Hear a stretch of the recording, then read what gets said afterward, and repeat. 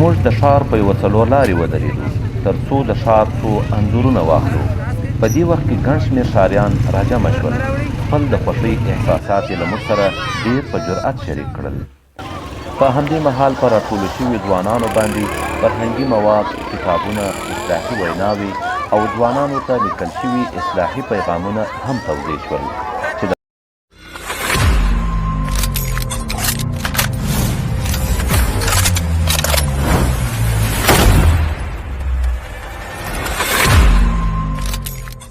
درنو او قدرمنو لیدونکو، د فرهنګي چارو د کمیسیون مطبوعاتي ټیم دا ځل د ارزګان ولایت دهراود ولسوالۍ ته ځانګړی سفر لري تر څو په سیمه کې د تازه فتوحاتو او ولسونو د ورځني ژوند په هکله تاسې درانه لیدونکي له تازه پرمختیاوو خبر کړي.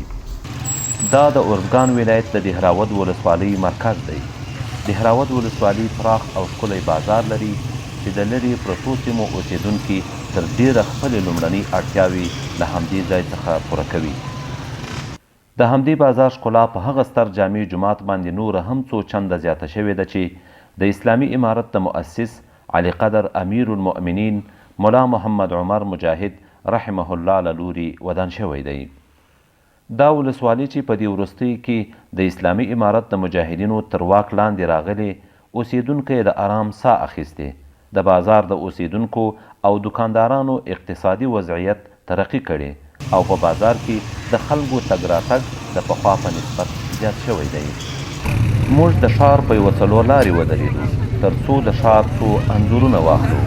په دې وخت کې ګڼ شمېر ښاریان راجمع شول. خپل د خوښۍ احساسات یې له موږ سره ډېر په جرأت شریک کړل. په همدې مهال په راټولو شوي ځوانانو باندې فرهنګي مواد، کتابونه، اصلاحي ویناوې او ځوانانو ته لیکل شوي اصلاحي پیغامونه هم توزیع شول چې د ښار ګڼو اوسیدونکو او ځوانانو په خورا مینه ترلاسه کړل.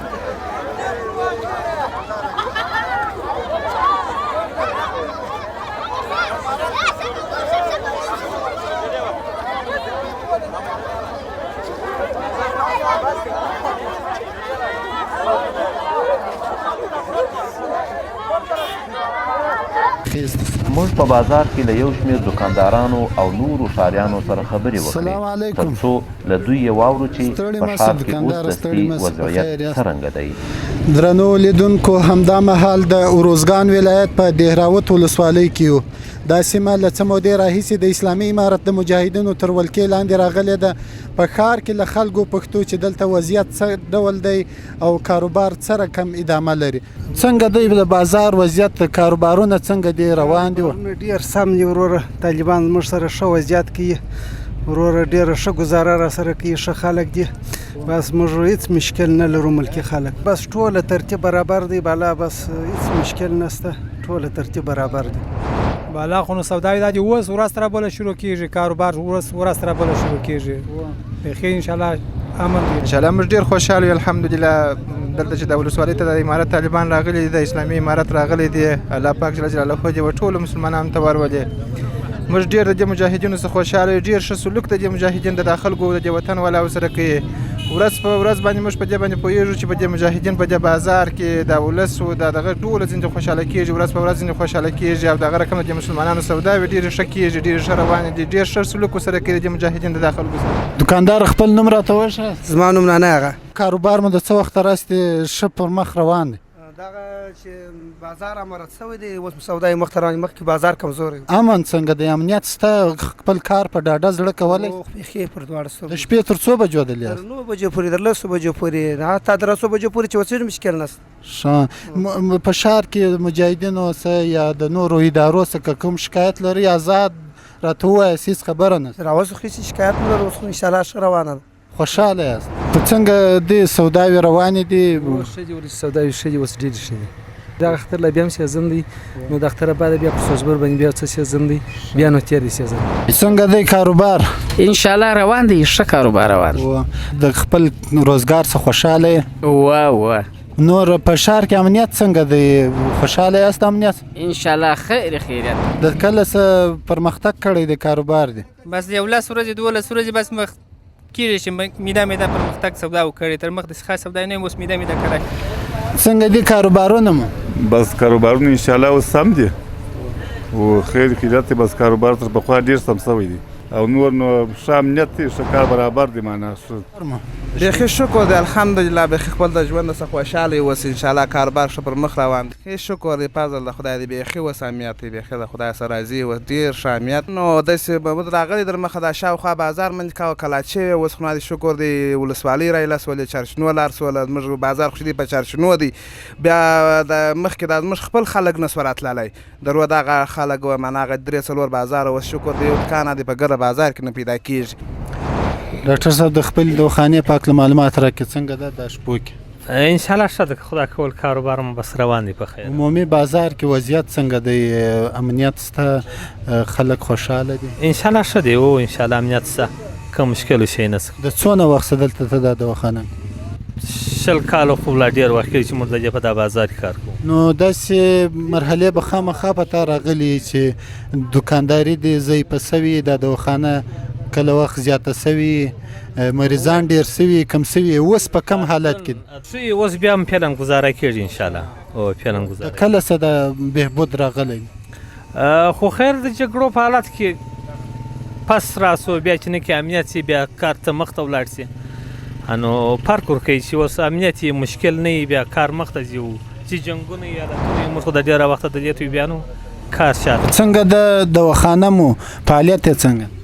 شکر دی الحمدلله. تر پخوا مو دواخانه په فعالیت کې ده. د دې د فعالیت یوه اصلي وجه دا ده چې د جنګو د وجې څخه پر بازار باندې ډېرې لارې وې چې بندې وې په خلک نه راتله، بازار ته زړه نه ښه کاوه، تجارتي مرکزونه چې وه فعاله وه خو انسانانو تګ و راتګ د جنګ د لارې مشکل و. په د 2-3 میاشتو په حدودو کې دغه لارې خلاص سوي دي. هر سړی ازادانه کولی شي خپل پر طبیعت یو ځای ته ولاړ شي راشي یا خپل بېرته ولاړ شي. د خلکو په مخ کې مشکل دا نشته چې ولې پلانی ځای ځي ولې بل. دغه ازادي او استقلال د ولس پیدا کړی دی. په مجموع کې د بازار امنیت او د کاروبار فضا څنګه ده؟ د اوس له خپل کار څخه خوشحاله یاست یا د نورو دکاندارانو په هکله معلومات راکړئ؟ کارونه یې څنګه دي؟ د نور کله په نسبت لږ ترقي یې کړې ده، پرمخ تللی دي، په شا تللی دي؟ دغه وضعیت که لږ راته شي. بس هغه وضعیت ده چې ملګری تا ته معلومیږي چې جنګ هغه شی دی چې ټول کارونه په ټپه دري. دا د جنګ تعریف دی چې په یو سیمه کې جنګ هلته نه تجارت کېږي، نه د کډې اړول کېږي، نه کښت کېږي، نه زراعت کېږي. خدای دې په ټول افغانستان کې دا جنګ ورکړي، دا ټک ټوک دې خدای ورکړي. دلته چې په ولسوالۍ کې خدای ناکرده جنګ یو څوک سوداګر زړه نه ښه کوي چې راشي، یو دوکاندار زړه نه ښه کوي چې مالونه راوړي. نو د دغه 4 میاشتو په حدود کې د دغه بازار د دې وطن سمه نیمایي خلک د دې بازار ته نه راتله. دغه مشکلات خو تا ته نور تا ته معلوم دي، د تشریح ته ضرورت نشته چې دا څنګه مشکل وه. په دغه 3 میاشتو په حدودو 4 میاشتو په حدودو کې چې دا هر چا زړه غواړي او زموږ غوښتنه هم د خلکو صدا ده د جنګي پرسونل څخه چې که یو سړی بازار ته راتلی مې ګرځوه، که سړی نه راتلی په زور یې زموږ بازار ته مه راوله. دا د ولس د سوداګر دا د زړه خواهش دی. نو موږ ډېر خوشحاله یو. زموږ په تجارت کې اضافه توب راغلی دی، د مالو په راوړلو په خرڅولو کې، او د زړه هم راغلی دی چې تر پخوا دا بازار کې بیروبار و د انسانانو د دې جمعیتو ټولنه زیاته سوې ده د انسانانو راتګ پکښې کې. چونکې ستا کاروبار چې دی دواخانې او د صحت د برخې مربوط دی، د صحت د مسؤلینو څه غوښتنه لري؟ څه باید وکړي چې ستا کاروبار ستا دغسې د نورو دواخانو والا کاروبار نور هم پرمختګ وکړي، معیاري سي، په سمه طریقه ترسره؟ موږ غواړو که د صحتیامې بخش که بله دوکانداري چې کار په اهلي کار ته وسپارل سي، هر سړی خپل په مسلک خپل مسلکي کار وده ته وګمارل سي. دا مو پخوا هم غوښتنه وه او اوس هم غوښتنه ده. خوشحاله اوسې. دلته زموږ په معاینه خانه کې خو د مریض د معاینه کولو، د الټراساونډ یعنې د عکسونو او د لابراتواري معایناتو امکانات زموږ سره موجود شته. او تقریبا 20 کاله کېږي چې موږ دلته کار کوو. د نورو وختو په پرتله د اوس وخت زموږ کاروبار ډېر ښه دی او د امنیت د نګاه څخه موږ ډېر مطمئن یو تر پخوا ډېر. او لارې هم رایله سوي دي، مریضان هر څوک هر ځای چې کولی شي چې ولاړ شي او ښه بېغمه بېرته راشي.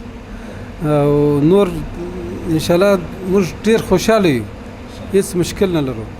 کوم څوک چې د دهراوت مسؤل د صحت یې هغه زموږ سره ناسته کړې ده، خبرې را سره کړي دي. هغه څه د دوی اصول چې دي هغه یې راته ویلي دي او زموږ خبرې هم ښه په اطمینان سره اورېدلې موږ ډېر ځینې خوشحاله یو د پخوا په پرتله امنیت خو 100% کې موږ مطمئن یو د امنیت لخوا څخه موږ هېڅ مشکل نه لرو حتی په فکر کې هم شی نه راګرځي امنیتي پیښه بل ته پیښه موږ ته به امنیت خراب شي یا به یو امنیتي پیښه راشي د امنیت لخوا څخه موږ ډېر مطمئن یو فقط چې د صحت او د خلکو د ژوند د ښه والي په خاطر یو څه کلک کوټلې ګامونه پورته شي ښه دی دکانداري ډېره پر مخ روانه ده دلته ډېر دکانونه اوس خلاصوي دي د نوي عمارت د راتګ سره نو مخکې ستا دکانداري مخکې هم دلته و تر جنګو مخکې بیا په جنګو په حال کې بند و یا د جنګو په د مخ هم زه دلته دکاندار وم اوس هم زه دلته پیالن دکاندار یم دکان مې خلاص کړی دی خپل دکانداري کوم خپل تجارت کوم د مخ هم وم اوس هم دلته څونه سودا د ورځې کوې چې ته باندې خوشحاله یې دونه سودا چې ته دا مې ډېره کړې د ورځې تقریبا داسې د 10,000 د 11,000 د 12,000 د 15,000 پورې دونه سودا انشاءالله کېږي نو مخکې د څونه کوله چې جنګونه چې جنګونه و د مخه داسې د ورځې 500 300 2,500 بالا سودا نه کېدله مجموع کې د ښار وضعیت څنګه دی امنیت ستا نسته دکانداران خوشحاله دي دکانداران ډېر خوشحال د امارت سره د امارت راتګ سره د ولس چې دی دا ډېر خوشحاله دی او د امارت د مخه هم دوی دغه خواستونه کول دغه دعاوې کولې چې خدای دې د امارت راولي خدای دې دلته یو شرعي نظام قایم کړي نو په دې حالت اوس دوی ډېر خوشحاله دي السلام علیکم وعلیکم سلام سړي مسی څنګه دی کاروبار دی به ښه دی ښه په مخه روان دی ډېر یوه جوړه بوټ چې ښه یې رنګ کوي په څو یې رنګوي 20 کالدار مخکې هم ستا دغه کاروبار و دلته ولې د ورځې څو جوړې بوټ رنګوي بس 15 داسې بوټ مخکې چې جنګونه وه دلته څونه کار کوي داسې خاص کار نه چلېدی هو نو اوس د خپل کار څخه خوشحاله یې تا ته پیدا کړې ده د جنګ درېدل و د طالبان چې راغلي دي تا ته په کاروبار کې پیدا کړې ده و ډېر درنو لیدونکو د روزګان ولایت د راوت ولسوالۍ په مرکزي بازار کې یو دلته له خلکو سره تر خبرو وروسته مو د دې ښاروال تر سترګو شو چې د خلکو په خدمت باندې بوخت و له ده سره لنډه خبره کوو محترم ښاروال صاحب لومړی که د الماره سټوډیو لیدونکو ته ځان ورمال کړي السلام علیکم ورحمت الله اول تاسو ته نور ټول ښاریانو ته زما نوم د عبدالغني اخوند سراج دی نو اوس موجوده د راوت ولسوالۍ ښاروال ښه ماشاءالله څنګه دی په د ښاروالۍ په کارونو کې څه ستونزه خو به نه درته پیښېږي انشاءالله هېڅ مشکل نشته بس زموږ اوس ابتدایي کارونه هم دي بازار ورځ تر بلې رش پیدا کوي دغه نږدې د 3 کسان د غزني د ولایت څخه راغلي دي نو بازار کې مشکل نشته په مجموع کې نور په د ښاریانو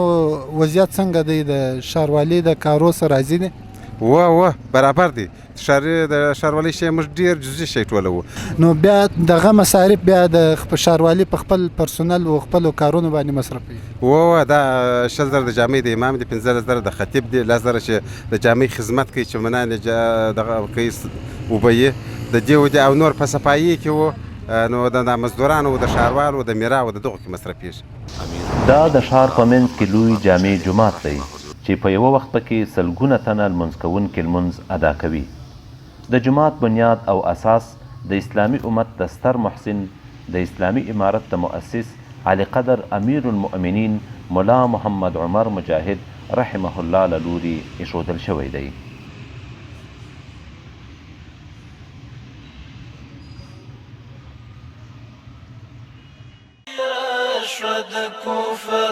شپه سهاره اذان وایا ماتي تور اشغال کړ غازیارا اذان وایا تیر شو د کفر شپه سهاره اذان وایا ماتي تور اشغال کړ غازیارا اذان وایا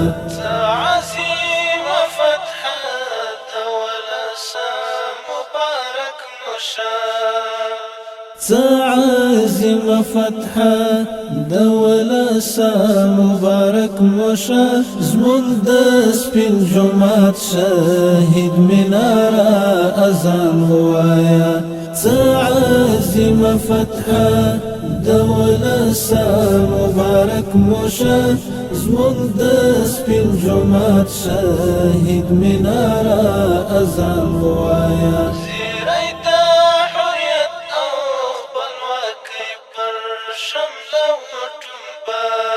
زیری د حریت او خپلواکۍ پر شمله ټومبه ویښه زموږ د چم زخمي چناره اذان ووایه زیری د حریت او خپلواکۍ پر شمله ټومبه ویښه زموږ د چم زخمي چناره اذان ووایه تیره شوه د کفر شپه سهاره اذان ووایه مات دې تور اشغال کړ غازیاره اذان ووایه هغه دی د ژوند او د خوښیو سپېدې وختې هغه دی د ژوند او د خوښیو سپېدې وختې رابشي د هیلو لمر په لاره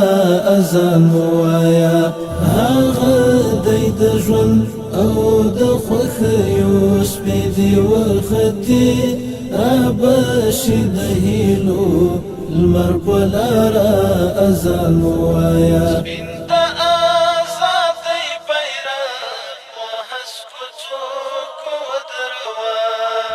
سپین د ازادۍ بیرغ په هسکو څوکو ودروه ای د مجاهد وطن کوهساره اذان ووایه سپین د ازادۍ بیرغ په هسکو څوکو ودروه ای د مجاهد وطن کوهساره اذان ووایه سپین د ازادۍ بیرغ په هسکو څوکو ودروه ای د مجاهد وطن کوهساره اذان ووایه ماتې شوې د غرب تورې بلاوې دې له کوره ځي ماتې شوې د غرب تورې بلاوې دې له کوره ځي بیا چې بیرته رانه شي څو واره اذان ووایه ماتې شوې د غرب تورې بلاوې دې له کوره ځي بیا چې بیرته رانه شي څو واره اذان ووایه تېره شوه د کفر شپه سهاره اذان ووایه مات دې تور اشغال کړ غازیاره اذان ووایه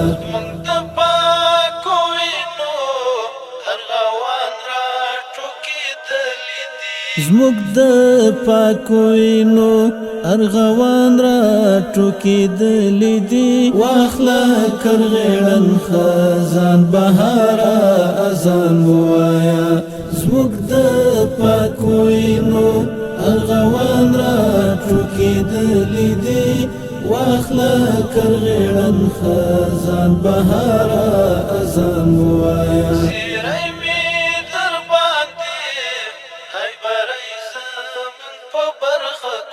زیری می در باندې خدای بری زمونږ په برخه کړو هله د شهید لالی مزاره اذان ووایه زیری می در باندې خدای بری زمونږ په برخه کړو هله د شهید لالی مزاره اذان ووایه